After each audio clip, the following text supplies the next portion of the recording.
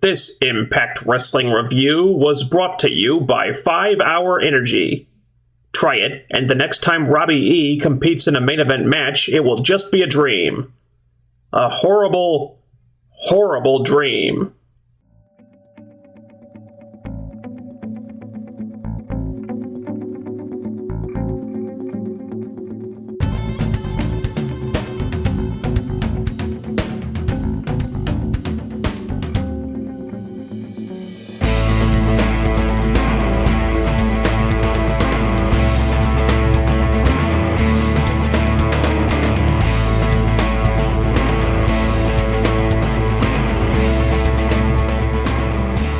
The first thing that jumped out at me about Impact this week was how lopsided the show was.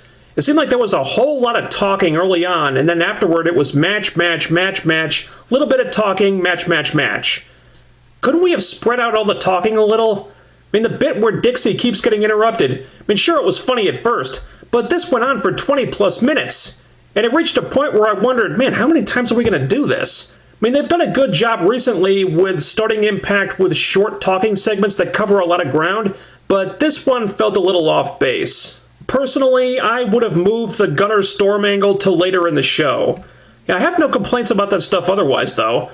I very much appreciate that when Storm demands a match for the world title briefcase, Dixie is the one who makes it, so they avoid making Gunner look like a jackass for putting his title shot on the line when he didn't have to, which is a mistake they made with Storm once upon a time. The split is being handled very well so far, and you can understand each side of it. Storm feels like Gunner screwed him over, and Gunner feels like Storm just has sour grapes.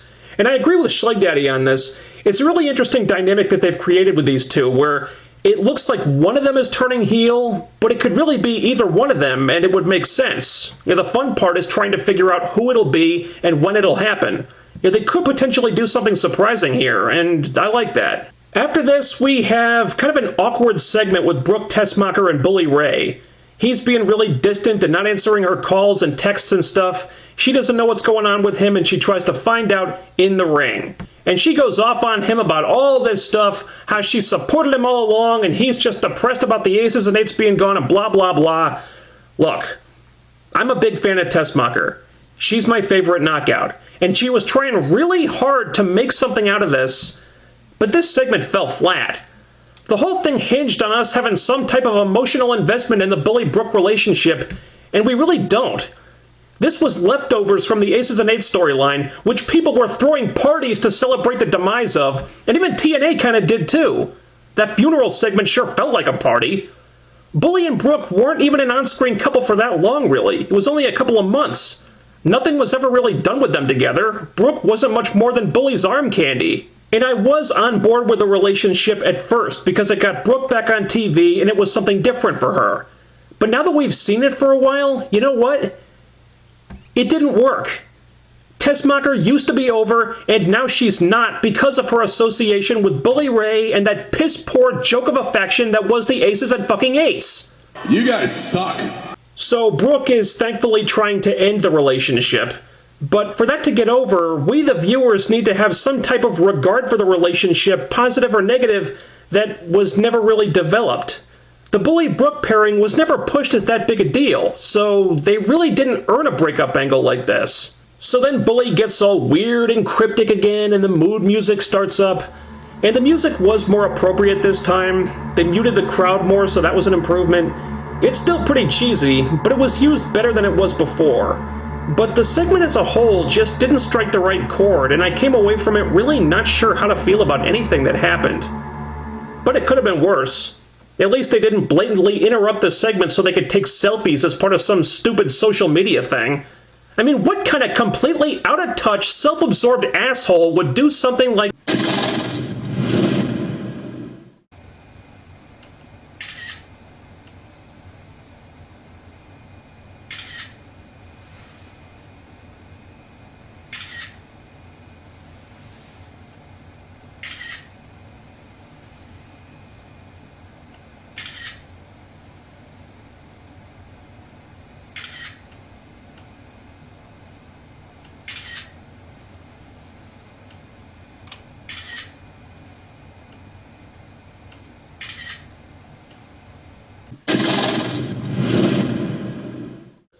Something I was nervous about this week was how TNA was going to follow up the Magnus title win. 1 week ago, you crowned a new world champion in a big heel turn that had been built up for a while. A first-time world champion, the first ever British world champion in 108 years. That's a pretty damn big deal. Sticking the landing was going to be really important, so I was really shaking my head when I heard that Magnus would not be on the show this week. I'm guessing this had to do with the taping schedule somehow, but to not have Magnus on this show after what went down last week felt like a huge mistake. But they did at least give him a presence. These Rise of Magnus videos were very well produced, and they did a good job of sort of tying his whole journey in the company together and explaining how the loss to AJ in the BFG Series Finals motivated the decision he made last week. I love how they poked fun at the stupid gladiator gimmick and how the Hogan-Bischoff regime didn't like him for some idiotic reason. Good videos. Not a substitute for him actually being there, but at least they kept him in the fans' minds, so that was something. I was scratching my head wondering why TNA didn't give this Monsters Ball match more fanfare. You want to do a match like that on TV, you hype it up. And they hyped up the Abyss revelation, but again, they were pretty late to the party on that. And maybe it's me, but it felt like this segment was dragging and went on way too long. The Monsters Ball itself, I thought, was kind of boring, actually. There was no real intensity here at all. It was mostly just bad influence walking around hitting Joseph Park with hardcore implements while trying to avoid making him bleed. And it's all building up to the moment when he bleeds and freaks out, just so we can finally get this character to a point that the fans already reached a long time ago. And then he bleeds, and he freaks out, and he wins the match, and he holds up Janice, and it looks like he's finally realizing the truth. And that's all well and good, but what the hell took so long? There's very little drama to be had in a situation where the main character is playing catch-up with the audience. To be honest, this whole segment felt kind of half-assed. God, I hate to say that about a bad influence match, but that's how it came across. This storyline is just spinning its wheels. They waited too damn long to do the angle justice, and now it's kind of too late for it. This is how the world ends. Not with a bang, but with a whimper. What is going on with this Chris Sabin Velvet Sky storyline? They have this pre-tape where she's still acting like everything is perfectly fine with their relationship until he basically blames her for him losing the X Division title and hints that he wants her to help him win it back from Aries next week, and then she gets upset again. Shouldn't she have already been upset after all the stuff he's done recently? It's a weird thing going on with this angle where Velvet doesn't really develop. First, she's the caring, supportive girlfriend, and then Sabin acts like a heel, or he uses her in some kind of underhanded way, and she looks upset about it at the time, but then the next time we see them, her character is reset back to the caring, supportive girlfriend who thinks she's got the greatest guy ever. Yet again, I am standing before another ignoramus. So every time it looks like there's progress being made with her, it just stalls over and over and goes back to point A.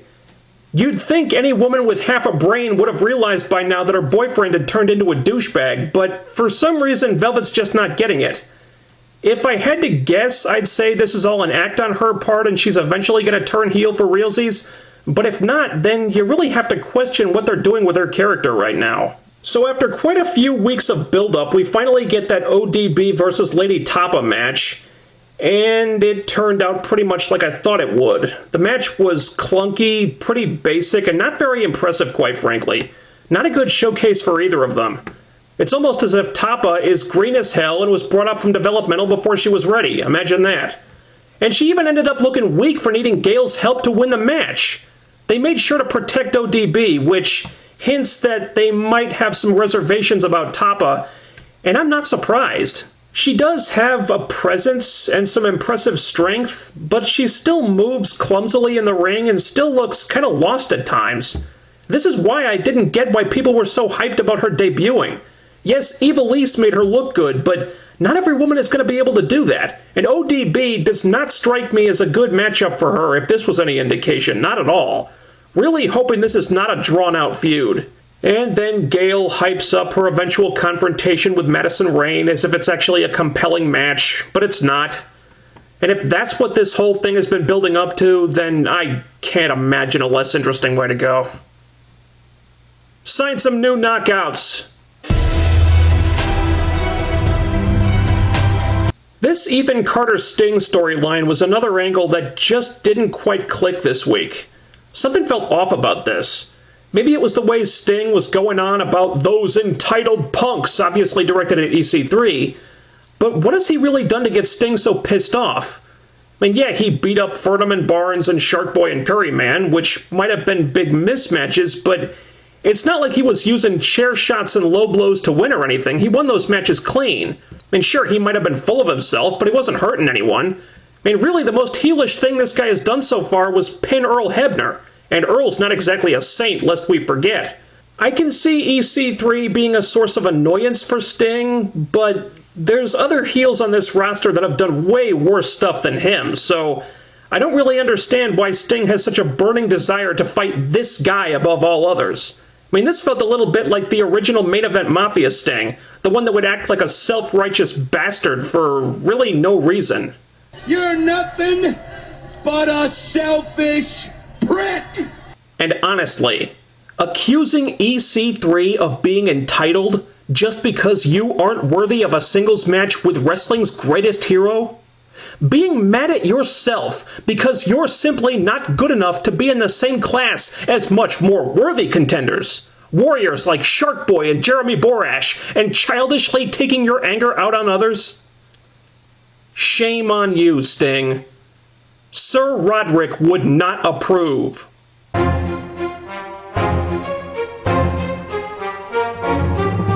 So we have this tag team match, Sting and Jeff Hardy versus EC3 and Rockstar Spud. Cool to see some new faces in the main event, but then Dixie had to add 2 more. Are you kidding me? The bromance? In a match with Sting and Jeff Hardy? There wasn't anyone else on the roster? Any heel with just a little bit of credibility that you could have put in there instead? Oh, what a bunch of bull. Yeah, still not buying this push of the bromance at all. In fact, let me tell you something I've realized about these guys. They are the only tag team in this company that does not have a storyline. Eric Young, Joseph Parker feuding with Bad Influence. Gunstorm are doing a breakup angle. And then there's the bromance who, other than being the tag team champions, have absolutely no direction. The only reason they have the belts is because every other team is in the middle of a storyline that keeps them away from the tag titles. The end result being that the bromance are tag team champions who, rather than getting a storyline of their own or a feud of some kind to establish them as something other than the complete losers they were before Bound for Glory, are often left off TV for weeks at a time, but occasionally show up and get plugged into random spots whenever 2 heels are needed to fill a random spot like this one.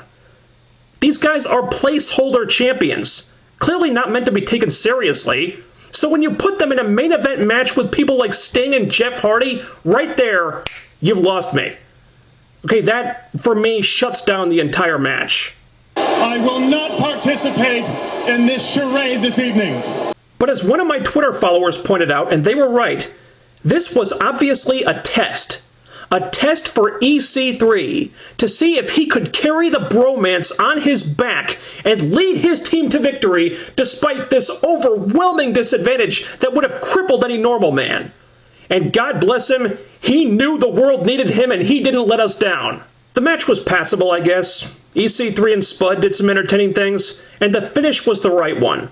EC3 pins Sting, enjoy your brush with greatness, Sting, and ends Impact being lifted up on the heel's shoulders. Exactly what should have happened. The young guy gets the rub, the veteran wasn't focused on too much just for the sake of keeping him in the spotlight. Thank you. So even though this does also technically count as a win for the bromance, at least something good came out of it. They're starting to establish EC3 as someone who, while he might be spoiled and take a lot of shortcuts, that doesn't mean you should underestimate him, as Sting found out here. Then Jeff Hardy says that this was his last match in TNA and walks out, conveniently right before the UK tour, which he can't go on for legal reasons. Please stop freaking out about this, people.